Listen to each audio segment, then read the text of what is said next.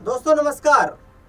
UP के पूर्व मुख्यमंत्री रहे और समाजवादी पार्टी के संस्थापक मुलायम सिंह यादव के छोटे बेटे और अखिलेश यादव के छोटे भाई प्रतीक यादव ने इस दुनिया को तो अलविदा कह दिया है, लेकिन एक बड़ा सवाल वो अपने पीछे छोड़ गए।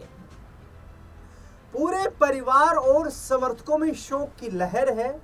लोग उन्हें श्रद्धा सुमन अर्पित करने के साथ साथ परिवार को दुख की घड़ी से उबरने के लिए साहस दे रहे हैं। लेकिन इस बीच एक विषय जो चर्चा का केंद्र बन चुका है, सूत्रों के हवाले से दावा किया जा रहा है कि प्रतीक यादव ने अपनी पूरी संपत्ति अपनी दोनों बेटियों के नाम कर दी थी और इसके लिए पहले से ही उन्होंने एक वसीयत तैयार करवा ली थी।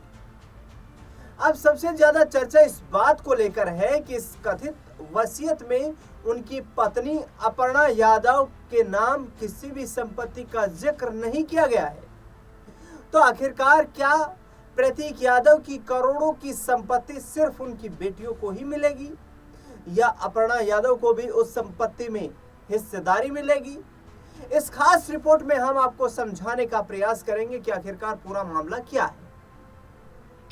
दोनों बेटियों के नाम प्रतीक ने करवाई वसीयत। यही वजह है कि इस खबर ने राजनीतिक गलियारों से लेकर सोशल मीडिया तक नई बहस छेड़ दी है। लोग यह जानने की कोशिश कर रहे हैं कि आखिर क्या परिस्थितियां बनी कि प्रतीक ने इतना बड़ा फैसला लिया। खास बात यह भी है कि इस कथित वसीयत में बेटियों की उम्र को लेकर भी शर्त रखी गई है, जिनके तहत एक निश्चित उम्र के बाद ही संपत्ति बेचने या उसके पूरे अधिकार मिलने की बात कही गई। सूत्रों के मुताबिक प्रतीक यादव की वसीयत में साफ रूप से लिखा गया है कि प्रतीक यादव की संपत्ति उनकी दोनों बेटियों को ही मिलेगी। इतना ही नहीं, इसमें एक महत्वपूर्ण शर्त भी रखी गई है।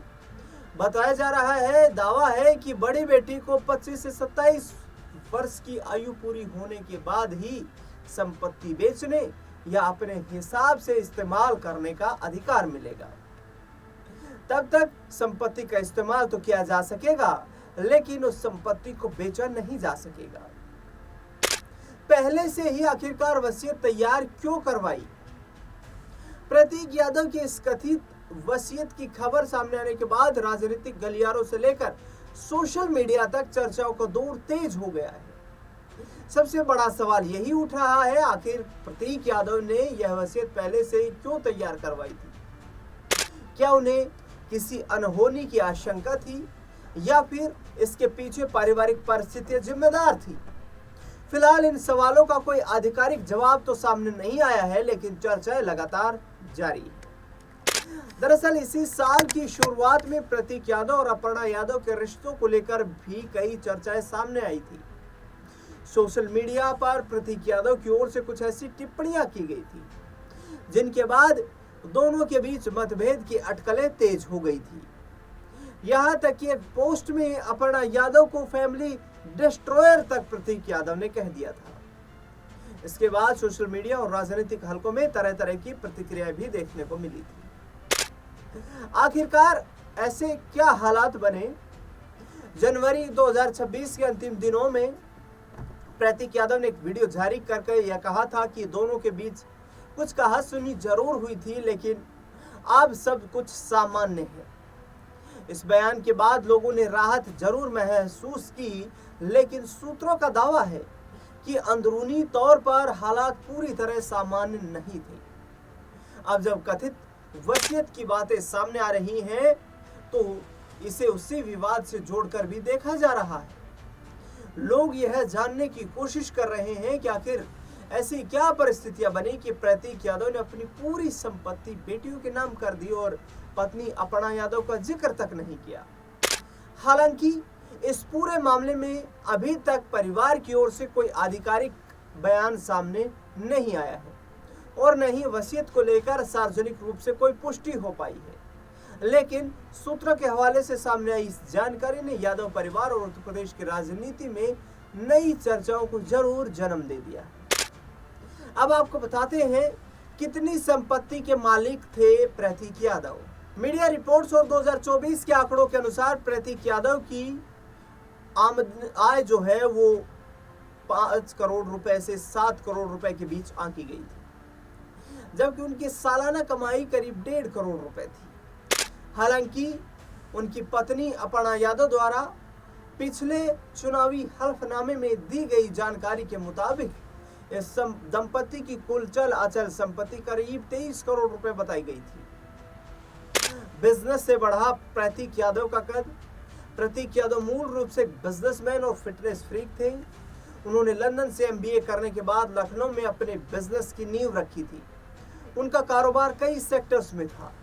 फिटनेस सेक्टर, उन्होंने लखनऊ के द फिटनेस प्लानेट और आयरन कोर फिट जैसे हाई एंड जिम चेन की शुरुआत की थी। इन जिमों में इटली और अमेरिका से मंगवाए गए आधुनिक उपकरण लगे थे और इनकी सालाना फीस करीब 35,000 रुपए। इसके अलावा रियल एस्टेट प्रतीक यादव की कमाई का दूसरा बड़ा जरिया था। वे प्रॉपर्टी डीलिंग, कंस्ट्रक्शन और बड़े रेजिडेंशियल प्रोजेक्ट्स में निवेश करते थे। वहीं साल 2019 में उन्होंने आयरन हाइड अप्रैल नाम से अपना फिटनेस गारमेंट ब्रांड भी लॉन्च किया था और ये बड़ा कमाई का जरिया था। प्रतीक यादव की महंगी कारों का कलेक्शन। प्रतीक यादव को महंगी कारों और रेसिंग का बेहद शौक था। उनके गैराज में करीब 5 करोड़ रुपए की लैम्बोर्गिनी, उनके अलावा रेंज रोवर और फॉर्च्यूनर जैसी लग्जरी गाड़ियां शामिल थी। फोर्ब्स के अनुसार उनकी संपत्ति का एक बड़ा हिस्सा रियल एस्टेट और ब्रांड एंडोर्समेंट से भी आता है। अब प्रतीक यादव ने अब इस दुनिया को अलविदा कह दिया है। फिटनेस फ्रीक के रूप में जाने वाले अखिलेश यादव के छोटे भाई प्रतीक यादव परिवार को एक बड़ा झटका दे गए हैं। प्रतीक यादव ने करीब 14 साल पहले अपनी प्रेमिका रही अपर्णा यादव से शादी की थी। लव मैरिज के दौरान प्रतीक यादव ने उससे पहले काफी जद्दोजहद की अपर्णा यादव के साथ शादी करने को लेकर, क्योंकि ये भी बताया जाता रहा है कि प्रतीक यादव के इस लव अफेयर से नेताजी संतुष्ट नहीं थे। नेताजी को मनाने के लिए अमर सिंह जैसे बड़े चेहरों ने बड़ा किरदार भी निभाया।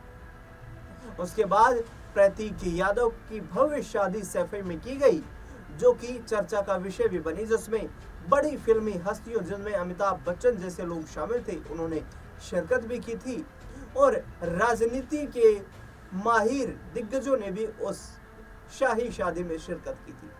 लेकिन अब देखना बेहद दिलचस्प है कि आगे आने वाले वक्त में आखिरकार प्रतीक यादव की वसीयत को लेकर के ये जो दावे किए जा रहे हैं, इन दावों में कितनी सच्चाई है। हालांकि हम ये पुष्टि नहीं करते हैं कि अपर्णा यादव को उनकी संपत्ति में कोई अधिकार नहीं मिलेगा, लेकिन वसीयत की जो खबरें सामने लगातार आई है उन्होंने कई सवालों को जन्म दे दिया है। प्रतीक यादव की 2 बेटियां हैं। बड़ी बेटी का नाम पद्मजा है, छोटी बेटी का नाम कात्यायनी है। प्रतीक यादव को जब अंतिम विदाई दी गई तो उनके ताऊ और यूपी के पूर्व मुख्यमंत्री अखिलेश यादव ने अपनी भतीजियों से दुलार करते हुए लोगों का दिल जीत लिया था।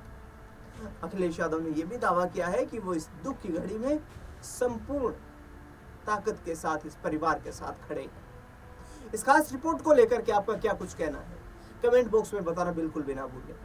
इस खास खबरों में फिलहाल के लिए इतना ही। देश दुनिया से जुड़ी लगातार बड़ी खबरों के लिए बने रहे हमारे साथ। धन्यवाद।